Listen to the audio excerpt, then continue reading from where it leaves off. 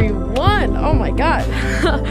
Welcome back to the Fin Invasion podcast. It has been a hot damn while since I did a solo episode, and oh my God, now that I'm actually recording, I feel better. I've been putting this off for a little bit, and I don't want to spend too long on an introduction here because this is already extremely late, and I have a lot I want to fucking say, so sorry for swearing in the first 30 seconds. Oh, wow. Okay. Just opened up some seltzer. Oh, hard seltzer lemonade. So, first and foremost, thank you to everyone who has been following my Hand for the Healing account, where, you know, obviously it's April, Essay Awareness Month. And, you know, I kind of came forward about a little bit of my story. I'm going to be going into more detail about that at the end of this month, towards the end of the Hurting is Healing project. So today I have a topic. I don't know if I'm going to name this episode. Hold on, let me go to my notes here. Survivor Diaries, Creating Peace in Personal Outlets. Survivor Diaries. I thought about naming like PTSD Diaries, but Survivor Diaries has a bit more of a ring to it. It's also more positive. So in my personal outlets, I want to say right now, for survivors of any kind of trauma, for survivors of anything that, trauma. That's the perfect word to use. For people who are trauma survivors, it's important for them to find outlets that they can rely on, right? Coping mechanisms that don't involve things like alcohol or drugs or anything of that nature that is an external. That's something that's potentially harmful and is not 100% reliable. Like, if your coping mechanism is going to one singular person, that's actually not reliable, and you shouldn't be putting every ounce of your pain and being like, my outlet is this one singular person. You can't do that. Maybe a group of people or maybe a certain community, that's one thing. But I believe strongly in personal outlets and coping mechanisms being creative outlets and being things that you are doing by yourself, that you can do by yourself. Because there's no one in the world who can drop everything for you at a moment's notice. But if you are alone in your room and like your friends aren't answering their phones, they're out somewhere, whatever, they're going through their own thing, and you have your phone or your journal and you're able to write or something or whatever it is, you have your iPad, you do some drawings, you have a piece of paper, a pen, a canvas, painting, whatever. Something like that. Or music, listening to music. That was one of my big coping mechanisms. But I did a whole lot of writing personal essays. I wrote a lot of like speeches that I'm like, oh, if I ever had a TED Talk or if I ever got to tell a speech somewhere public at some event, whatever, like this is what I would say. I wrote a lot of poetry, journal entries, just wrote down different ideas. And again, we're 4 minutes in almost, and I'm ready to jump into the main focus of this episode and what I want it to be.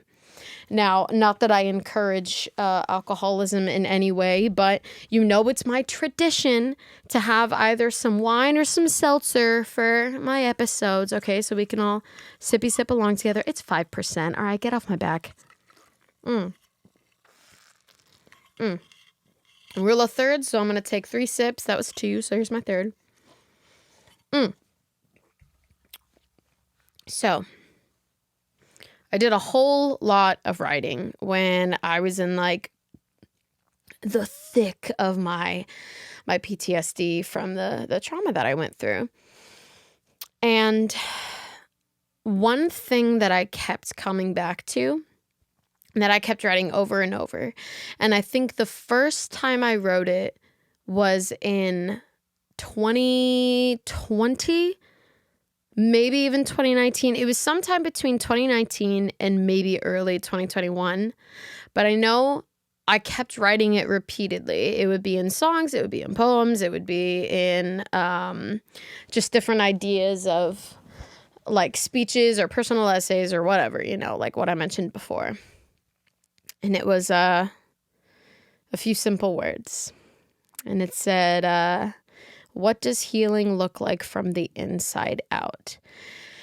And honestly, when I first wrote this, I don't think I fully knew what I meant from it. So it's like, why do I keep writing this thing down if I don't even fully know what it means? It sounds poetic. It sounds pretty.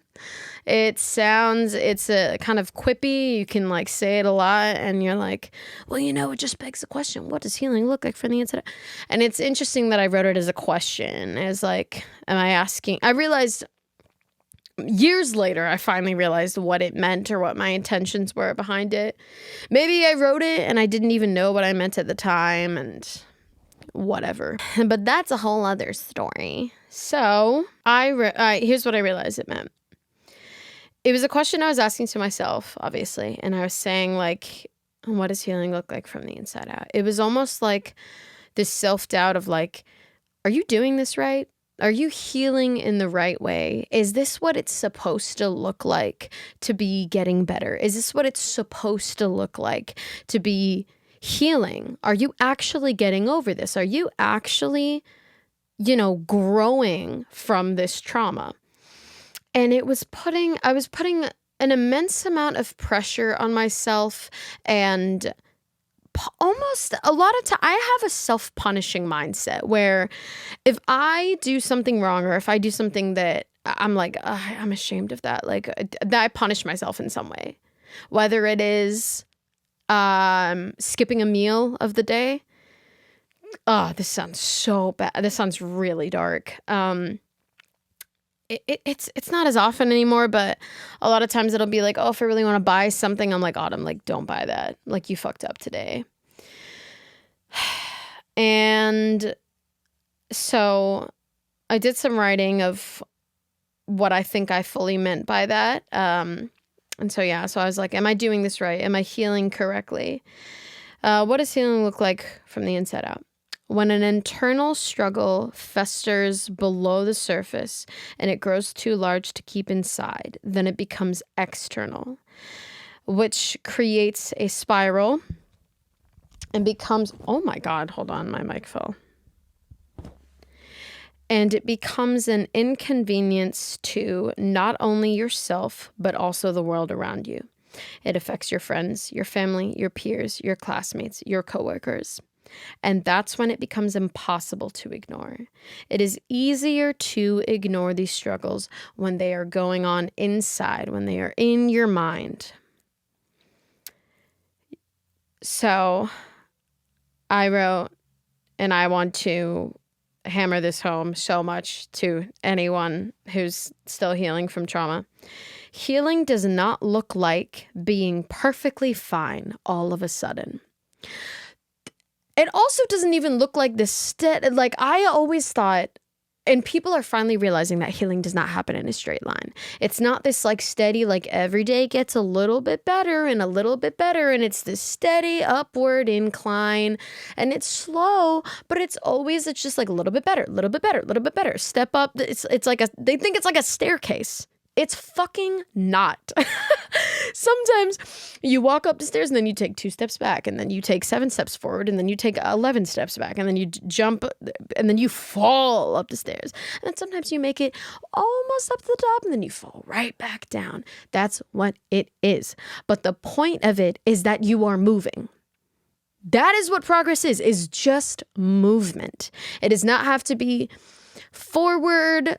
I mean, you need a certain amount of forward, let's be honest here. But I think the antithesis of healing and the antithesis of growth is staying the same, right?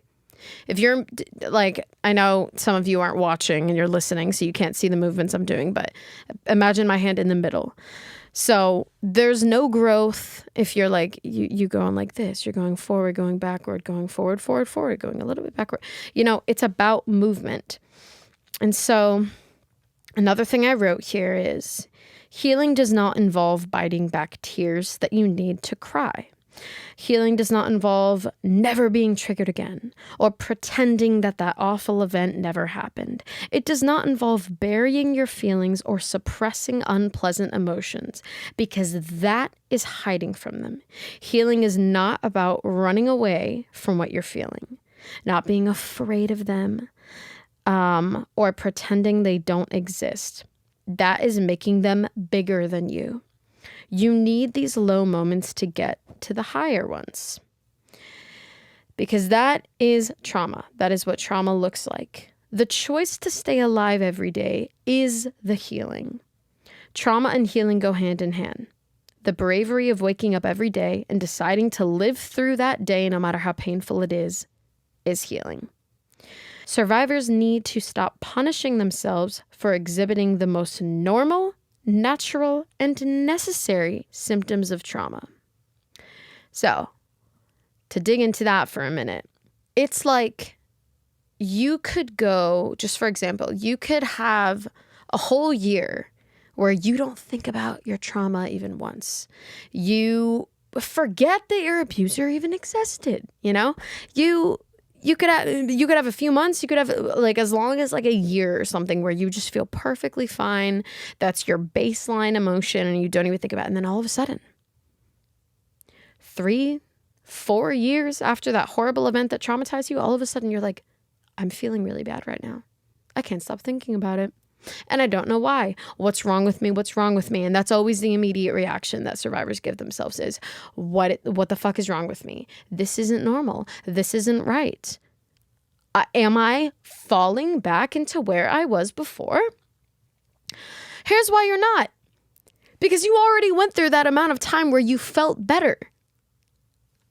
You know? You can't be punishing yourself for having moments where you're just being human, you know? Everyone has bad days. Oh my God. And it's like, we punish ourselves when we have a bad day that is specifically about the trauma that we thought we were, in quotation marks, over. I'm personally like of the belief that there's no such thing as getting over, or there's no such thing as, here's the thing, it's not getting over, it's getting through. It's not moving on, it's moving forward. And it's not about letting go, it's about not letting it hold on to you, right? Take your trauma and say, this isn't holding on to me, I am holding on to it. And I have more power than it, I am bigger than it. And it does not define me. This is something that it will affect me sometimes, but it is not me and it is not bigger than me. I think you're letting something be bigger than you if you're just so afraid of it. And there is so much power in just accepting your own feelings, accepting these negative moments and welcoming them, maybe even inviting them. Because what that says is, you can't take over my life. You can't control me. You cannot possess my body. You are something that I am not afraid of. You are something that I say, you know what? This is just a thing that I have to deal with. This is just a symptom of my past. And we don't give ourselves enough permission. We as survivors do not give ourselves enough permission to be affected by our trauma. We will give ourselves permission to be upset about things that happen right in that very moment. Like, let's say we lose our job, or we get kicked out of school, this really big, horrible event, or we lose a friend, or we go through a big breakup. Immediately, we give ourselves permission to be upset. Immediately. We're like, oh my God, I'm going to go home and fucking cry about this. I'm going to tell everyone I know. I'm going to post about it on social media, be upset. I'm going to cry. And we say, this is normal. This is justified. This is warranted. And this is okay. But for some reason, if something life-changing and traumatic and for a certain period of your time, sometimes life ruining happens to you, you give yourself permission to be upset or to feel hurt for like a specific window of time. And then you're like, okay, and now I'm never gonna feel affected by it ever again. You know, and I think I gave myself 2 years, kind of. I went through the really bad part of it and the worst part of it that I feel like I have never fully fallen back into to that extent. Like I've gotten close to it, but it was never as bad as it was in like 2019. Like that was one of the worst years of my life. 2018, 2019, it was just like a nightmare, you know? And I gave myself permission to have those 2 years. And then after that, once I started feeling significantly better and happy, and I was finding, I'll be honest here, I was finding a whole lot of solace in music. Music was changing my life. It was affecting me again. I was feeling again. I got over my numbness. That was the biggest step I took, was overcoming my numbness and opening that door, like the floodgates, and allowing in those emotions and saying, you know what? Just let this in, because clearly this needs to enter my mind and my heart and my body. Clearly this needs to have its effect on me so that I can take it and say, okay, I'm feeling this. It is not who I am. I'm not afraid of it. I'm sitting next to it. I'm looking at it. I'm facing it, you know, instead of just being afraid, instead of locking it away into a little box and saying, nope, not today. You have to open that fucking box, man. You have to. And so I gave myself 2 years. And then I started feeling better. And I was like, oh, great. It's over. Clap, clap, clap. Good job, Autumn. Like, great job for you. Congratulations. Now you're never gonna feel hurt again. Bitch, you thought. Like, oh, nice try, you know? And Jesus Christ, what a high expectation to set for yourself. Sad for 2 years and then never sad about it again? We give ourselves permission to, like, I'm someone who's lucky enough to not have faced a lot of death in my family. My grandfather died when I was 18. I was never really that close to him. I didn't feel very affected by it, if I'm being completely honest with you. I didn't even go to his funeral. And people who lose their like parents or their siblings or something, or maybe even a cousin, someone in their family that they're close with, or maybe someone who their best friend passes away. Society, and often themselves, give them permission to be upset about that for the rest of their life, because that person's gone forever. All right.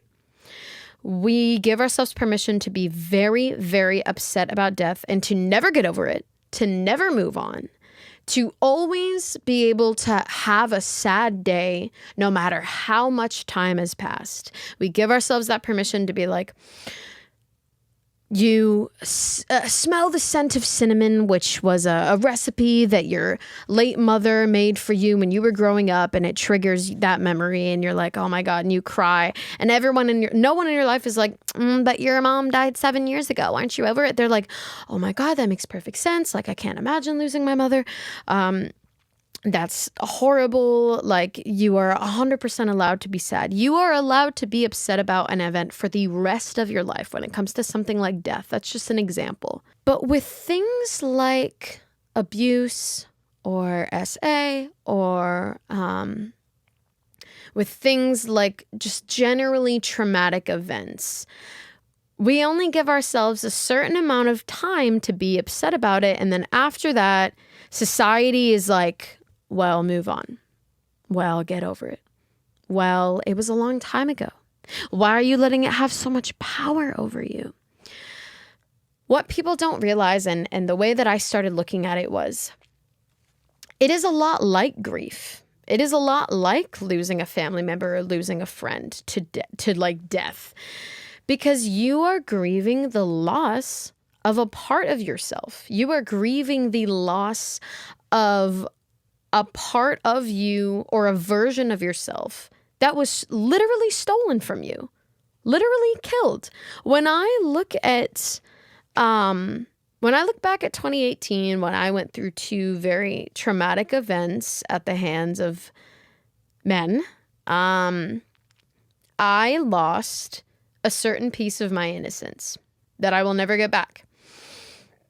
I lost a version of myself that was a bit more fearless, a bit more trusting of men, that had this unlimited sexual comfort and confidence and even like just sexual liberation that is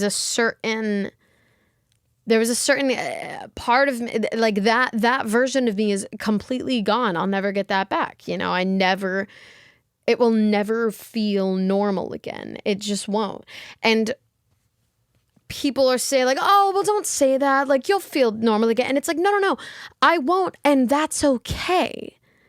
I won't get that part of me back ever. And that is okay. And I've accepted that. But I am allowed to grieve that loss of myself, to grieve that loss of a part of my life for as long as I need to. Because what that's doing is it is giving the proper respect and appreciation to the fact that I was lucky enough to survive something, and I fought through a very, very traumatic event that a lot of people lose their life to. And I am able to say, I got through that, and I am moving forward, and I am feeling better all the time. But I don't ever have to let the trauma of that event off the hook and just be like, you know what? Because what that's doing, if you say like, oh, I'm over it, I've moved on, I'm just letting that go, in a way, isn't that kind of letting the perpetrators off the hook? Isn't it just kind of being like, when you look that event in the face and say, you know what, doesn't affect me anymore, it's almost like you're taking away or devaluing the consequences that the perpetrator should have to live with. But for some reason, you're the one living with the trauma for the rest of your life. But a lot of times it doesn't affect the perpetrators. In fact, most times it doesn't. And I am not letting that trauma off the hook and just saying like, you know what? You're never gonna affect me again. Bitch, ever again? That's a big word. Ever again? It is truly a death of a part of me that I miss. You know, there are all these new triggers that I have now that I've never had before. There are these new feelings, these new fears, these new coping mechanisms, this almost a little bit of a new personality that I have, that I know I would be a completely different person right now if it weren't for those events. And what I've done is I've made peace with that and given myself permission, and this took a long time, and this took a lot of emotional work, this took a lot of psychological labor for myself to say, you know what, Autumn, you have permission to be upset about this whenever you need to. You now maybe don't be upset about it every single damn day of your life because you already did that and you don't want to fall back into that pattern again. But if you're like, and I know this is just kind of getting to semantics, and I know I'm getting maybe a little bit too hyper specific about this, but it's like, if you need to be upset for just 1 full minute every day, let's call it the 1 minute rule. Ooh, that's good. If you give yourself permission to be so angry, so upset, and hurt and resentful and sad for a full 60 seconds every single day for the rest of your life, who is that really hurting? There's so much permission that survivors don't give themselves because we know, because the advice that we've been the advice that we've been given our entire life, anytime we share our story, is like, oh, well, it's so inspiring and amazing that you got through that. It's great that you're over it and you've moved on and you've taken back the power. And it's like, well, no. What I'm doing now is like, I've taken back most of the power. or I've felt empowered by the fact that I'm able to feel these emotions without letting them take over my entire body and ruin my life all over again. It's not about erasing what happened to you. It's not about erasing the hurt that it caused. It's about accepting it inward and saying, this gets easier every time I feel it. Or maybe not even that. Maybe even just as simple as, I'm not afraid of feeling this anymore. So much of like traditional quotes about healing are focused on just these very vague phrases like moving on, getting over, and like letting go, you know? And it's like, I hate the term like when someone says like, oh, well, get over it. Like, why aren't you over it? Move on, like, let it go. I hate these terms when it comes to things like this, because you would never say that to a person about like losing a loved one. You know, you would never say that. But trauma, the grief of trauma, is never given the same respect, unless a lot of times when someone is comforting a person that is like, let's say just as an example, lost a parent. If that person hasn't lost a parent themselves, they think to themselves, oh my God, I can't imagine that. If my mom died, I would lose my mind. Like I would never get over that. Or if they have lost their parent, they would say like, I completely understand where you're coming from. I feel you. And they offer nothing but empathy.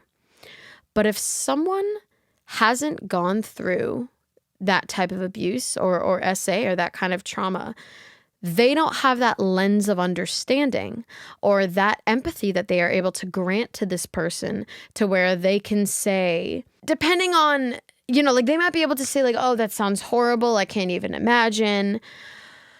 But there isn't this sense of like, I've been where you are and I'm still experiencing the symptoms of this trauma.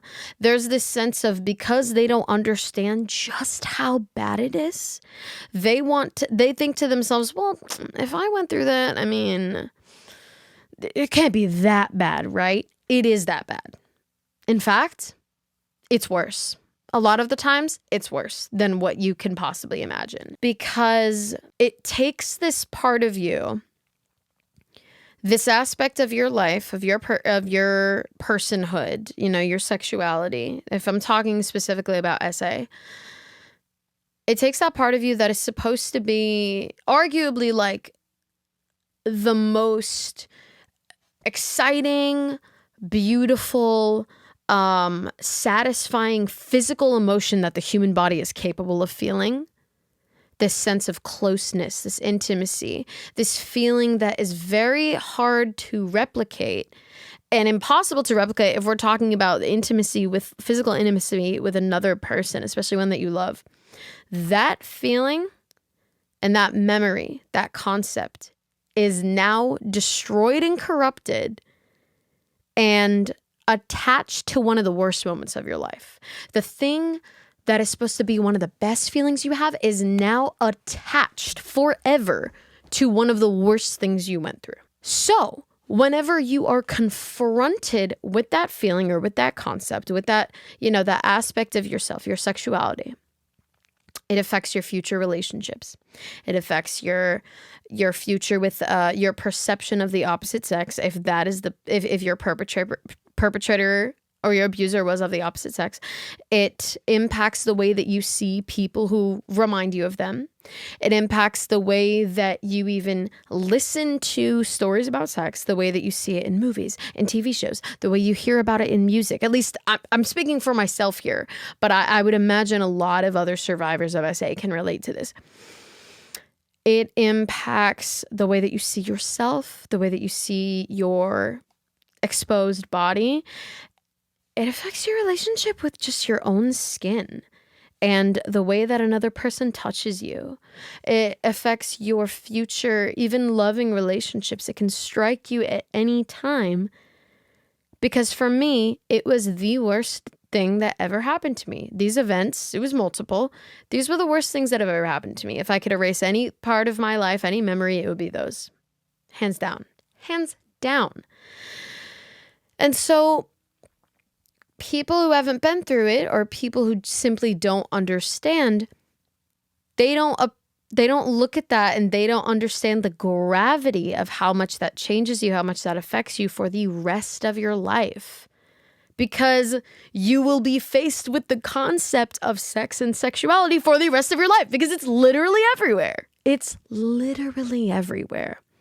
It is in music. It is when you turn on the radio. It's when you turn on the TV. It's when you open up a magazine. It's when you are with your friends and they're talking about their lives. You have to confront the concept of sex and sexuality pretty much every single day, everywhere you go. Okay? No place is safe from. Bitch, there is sexual jokes in cartoons. Even in like children's programming, there is. It's just so deeply ingrained in our society. And I'm not saying that's a bad thing, but I am saying that we as a society are surrounded by that at all times, and there's no escape from it. And so that horrible event is forever tied to this thing that is everywhere we look. Does that make sense? So I'll go back to more of what I've written, because again, it's just like people don't appreciate or acknowledge the way that this almost, I feel like sometimes my brain chemistry and my body chemistry was just rewritten from this trauma. Like the chemicals in me, the everything about me was just, it just shifted. It was changed. It was, you know what I mean? So what else did I write here?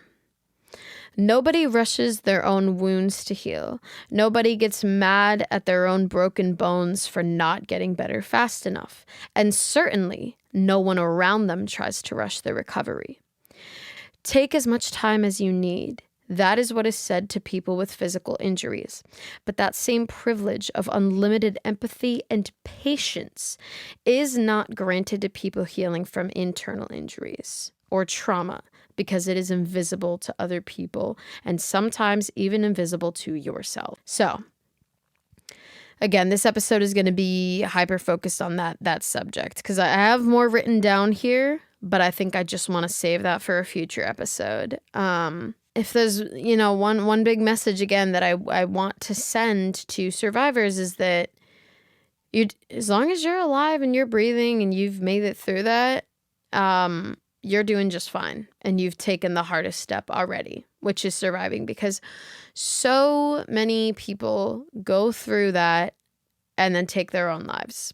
The suicidality of, survivors of SA, I think the last statistic that I saw was suicidal ideations, and suicidal thoughts of victims of SA and CSA and things like that was something like 31%.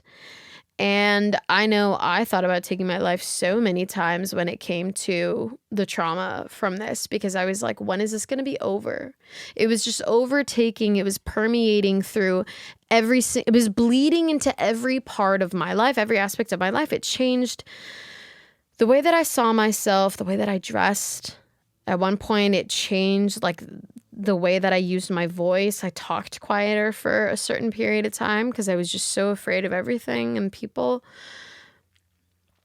And we need to go easier on ourselves whenever we have those bad moments, because it's so normal. And to anyone out there who is not a survivor of that and maybe has interacted with another survivor, or works with one or whatever, and sees these symptoms, or is giving them advice or is listening to their story, please avoid terms like, it's great that you finally got over it, or it's good that you have finally moved on and gotten past it and let it go. These terms are not helpful, and in some ways they can be harmful, because it places this responsibility and this expectation on survivors that that's what they should be doing. And if you're saying, oh, you're so strong for moving on from that, but then the survivor later on has a day where they feel like they haven't, quote unquote, moved on, then now they think they're not strong because you've said, oh, you're so strong for this thing. No. What they are strong for is fucking staying alive after that. That's what they're strong. And to allow them, first of all, they're strong for even telling you their story. They're strong for even, and brave for even opening up to you about that, because so many survivors, and they are valid, will not tell their story to anyone ever. And that's perfectly fine. There's one thing that I went through when I was 18 years old. I have never once told a person this story about this guy, and I never will. It just grosses me out to even think about. I've never told the story. And I give myself permission to do that, and I'm valid. And there's so many people who do not want to share their story verbally or publicly or with their friends, family, anyone. And certainly not the police. And we have to give people their credit. Oh, this is what I wanted to end on. We have to give people the credit that they deserve for just living through that, for just getting through the day after something that is so shattering, so emotionally devastating. And we don't want to give credit for someone for just surviving that. We only want to give them credit if they are moving on and they're just never hurt again. They're not triggered. They never cry about it. That's what we want to fucking give people credit for, is being like, oh my God, like, you seem so happy all the time. Like, look, and I'm not knocking people for saying this, and I'm not saying that they're bad people for not understanding. What I am saying is that I think we need to avoid these kinds of narratives, and these words have effects that I think were unforeseeable when people were saying them and when they thought they were being supportive. And I guess there is no, how about this? There's no tried and true right way to react to someone, but there's a whole lot of wrong ways to do it, to react to someone's story. The first way is like, don't question them. Don't be like, well, why didn't you do this? Stop. No, we don't do that here. We don't go into victim blaming narratives. We are not about that here, not in this house. And I think the best way to respond is to just be like, I'm so proud of you for overcoming that pain. And I'm so proud of you for surviving that. We cannot, when people say things like, oh, it's great that you moved on. I'm sorry, I know I'm kind of talking in circles here, but it's unintentionally putting this pressure on them to continue to uphold the strength that they are exhibiting by telling their story. And so all of a sudden, let's say if 2 weeks later you see them have a panic attack and you are thinking to yourself like, well, wait a minute, you already told me the story like a few weeks ago or a few months ago and you seemed perfectly fine. Why are you all of a sudden not perfectly fine? Because they're never going to be perfectly fine when it comes to that ever again. Or they're going to have days where they're perfectly fine and weeks and months and whatever where they're perfectly fine. But it's never going to be, I'm perfectly fine every single day. That's not what healing looks like. That's what being a fucking robot looks like, you know? And so take these things and see them as, this is normal. This makes sense. And so this is what I want to say to survivors. There's something that I wrote, what survivors must give to themselves. So the reason I started writing this is because when you're a survivor of trauma, a lot of, unfortunately, as sad as it is, it's just realistic. A lot of your healing process is something that you have to do all by yourself. You have to do it alone. So much of it. Especially when you're not telling people. So I wrote down a list. And I do want to say right now, it's okay to not want to share your story right away or even at all. If you never tell anyone your story, if you never tell anyone what happened to you, that's your choice. And I don't blame you.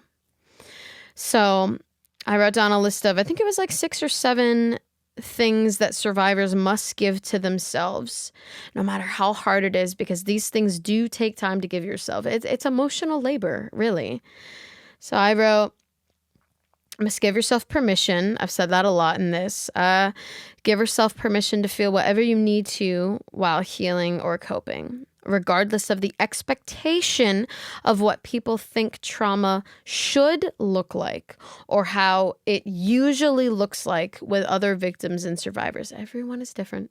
Every survivor is different. Whatever happens is not weird. If you are having panic attacks, if you're not having panic attacks, if you become maybe even more sexually driven afterwards, if you become, and this is something that a lot of people don't like talking about, if you become even more social or outgoing, that's just part of like, if you go through a period of like numbness or you go through a period of ignoring it, that is normal. I'm not saying it's good. I'm not saying it's good to choose numbness, but I chose numbness for a while and I had to grapple with that and I had to ignore my feelings for a certain amount of times. I don't know if I necessarily had to, perhaps that's the wrong words, but sorry, I know I'm not telling this perfectly. I kind of wish I was, but I gotta give myself permission. Oh God, I'm learning it right now, you know? It is okay and it's normal to have certain phases and certain periods of time where you are just not acting like yourself or where you're not, you know, just don't let it make you question your validity. So another one is give yourself chances to make mistakes, to recover imperfectly, because there's no such thing as recovering perfectly. You may have moments where you act out. You will have some sad days. You will sometimes run out of social battery and want to be alone for long periods of time. You might have days where you think about it more than you have in a while. You may feel angry or resentful at times.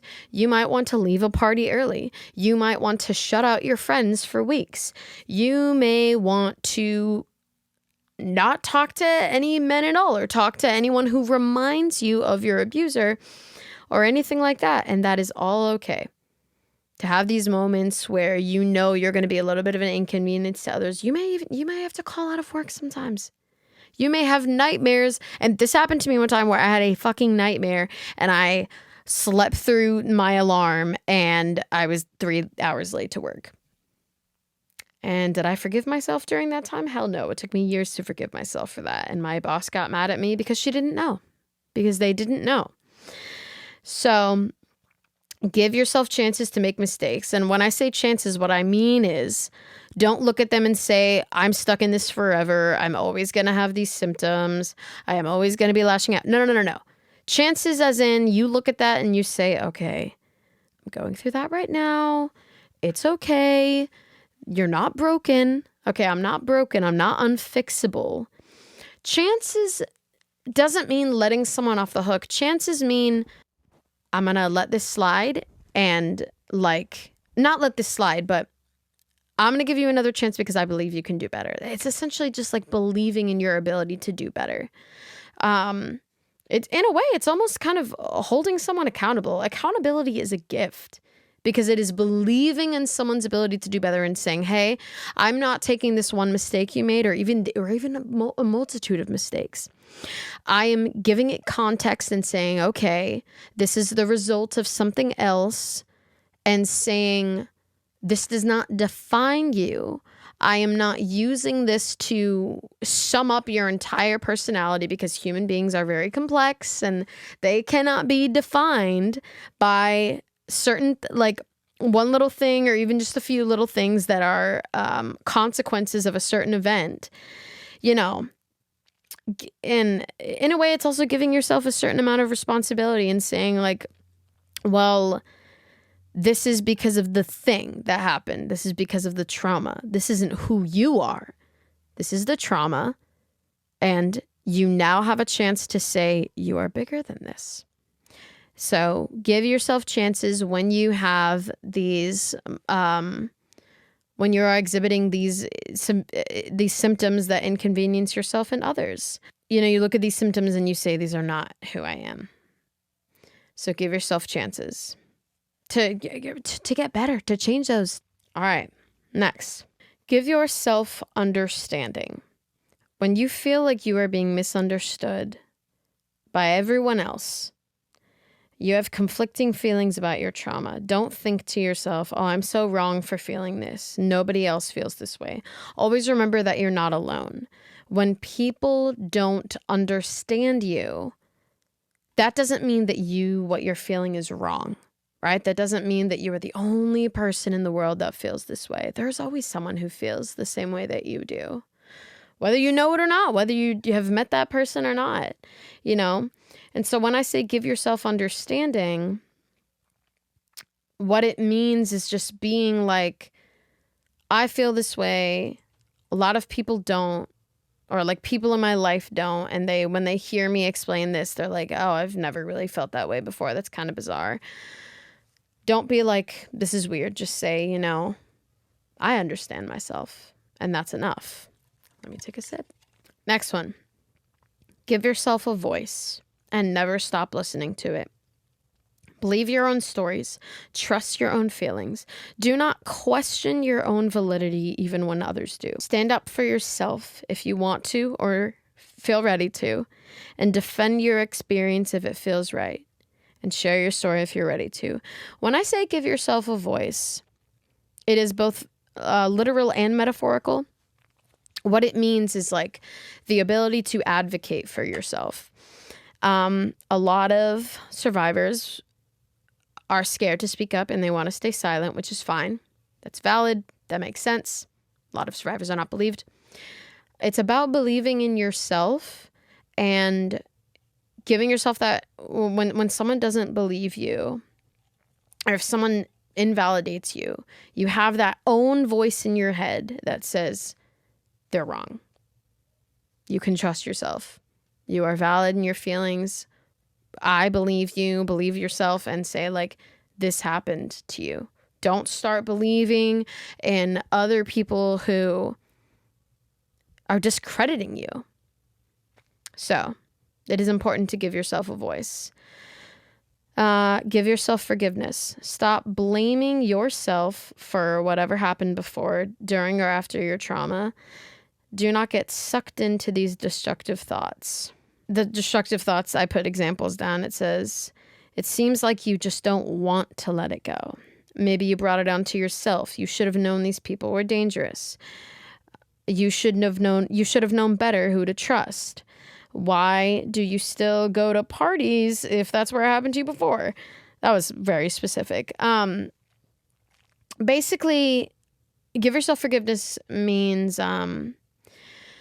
when other people blame you, or when you have moments of blaming yourself, just be like, you know, I forgive you. I forgive myself of any potential, like, it almost means kind of don't blame yourself at all.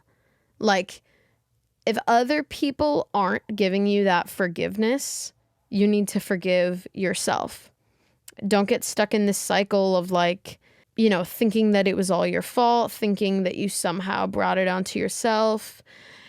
You just have to say it wasn't your fault. So that's kind of what I mean by give yourself forgiveness. Give yourself time to heal. This is a big one. Give yourself time to heal, to feel better, to find peace, to reach forgiveness. It always takes time. So many of the destructive thoughts I had were things like, oh, you should be over it by now. Why do you still think about those people? You need to move on. This is so huge. You need to give yourself time, because it takes sometimes literally forever. And it'll affect you forever. What you do, instead of saying like, oh, does it really have to? Don't look at that as a bad thing. Don't say, because here's the thing. It affects you forever. It's not always a negative thing. It's also like it strengthens you forever. And one thing I wrote down, I remember I also wrote a lot, was trauma is lifelong, which means healing is lifelong, because those two are always in hand. As long as you're alive, you're healing. That's what I think. If you're choosing to be alive every single day, you are healing. If you're hurting, you're healing. Hey, hurting is healing. That was a project. So I'm trying to remember it. Give yourself time. Oh, okay. Yeah. Healing is lifelong. That's what's really beautiful about it, is that the negative way of looking at it is like, oh, trauma is lifelong, because trauma has so much negative connotations. But I do truly think trauma and healing go hand in hand. And it's just one almost can't even exist without the other, in my opinion. And so it's just healing is lifelong. That journey of constantly fighting off something and getting better, that is giving you strength, and it's proving your strength. And it's flexing these like emotional muscles that you have. It's giving you like these superpowers almost. And so you have to give yourself time. So another thing I wrote is give yourself credit for how far you've come, how much work you've put into your emotional recovery. Stop rushing yourself or thinking that it should have taken longer to start feeling better, or shouldn't have taken as much time to start feeling better. No more thinking that you should have done things faster or in a more convenient way to others. Crying is not a sign of weakness. There is no such thing as undoing your progress. So, yeah, give yourself credit for just staying alive and living through it. That's the hardest part. So yeah, so all in all, it was give yourself permission, give yourself credit, give yourself chances, understanding, a voice, forgiveness, and time. And so all these things are, you have to give yourself what other people in your life may never give you, and certainly what the world may not give you. Oh, I wrote that right here. Give yourself everything that you haven't gotten enough, or maybe haven't even gotten at all from anyone else since the day you started to heal from trauma. Nobody is a perfect victim, and no one heals in the perfect way. There is no deadline or no finish line when it comes to healing. Oh yeah, and then I wrote that here. The tragic part is that trauma is lifelong, but that also means healing is lifelong too. That's the beautiful part. Both are true at the same time. The best part is that while healing comes first, the best part is that while trauma comes first, healing lasts forever. So I think that's all I have to say right now. You know, I trailed off a little bit, and I apologize. I wish this episode was more concise, but you know what I'll do? I'll forgive myself. Oh, another thing I forgot to mention. Yeah. Forgive yourself for all of the symptoms that you're exhibiting, for all of the feelings that you've had. Like, you have to take all of the negativity that came from trauma and just say, you know what? I forgive you for all of this. Forgiveness is so important, and it's so hard. It's so difficult to learn how to forgive yourself. So anyways, thank you so much for listening to the Fin Invasion podcast. I hope that this was helpful. All right. Everybody have a wonderful day. And as I always say, if you feel like you don't fit in on this earth, don't worry. You are out of this world. Thanks so much for listening.